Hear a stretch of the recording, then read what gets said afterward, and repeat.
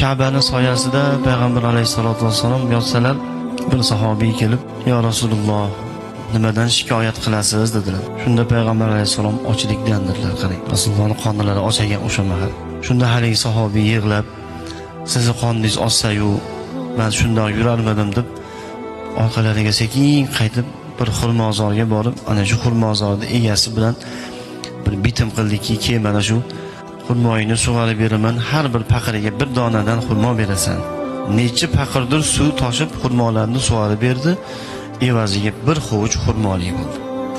Haligi xurmoni olib kelib, haligi sahobiy, "Mana bu xurmolardan yeb oling, mana shu xurmolar bilan qoningizni to'ygizing" dedilar.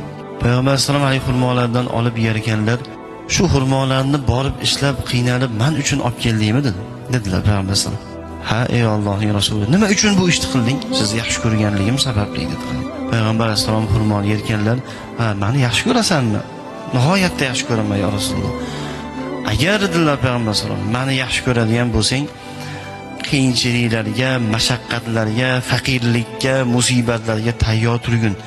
Chunki meni yaxshi ko'radigan bandalarga Alloh ko'p sinovlarni beradi. Meni yaxshi ko'rgan bandalarga Alloh shunaqangi faqirona, haqirona, oddiy sodda hayotni beradi. Boshiga musibatlar tushadi. Moli bilan sinov beradi, joni bilan sinov beradi, mana shunaqangi qiyinchiliklarni beradi" dedilar azizlar. Shuning uchun bir inson masalan musibatlar to'xtamayapti bir insonning boshiga. Qaysi ishni boshlasa yurmayapti. Qorni och qolyapti kerak bo'lsa. Qishda yupun kiyimda qolib, bu faqat Allohning suyganligidan bo'lar ekan azizlar.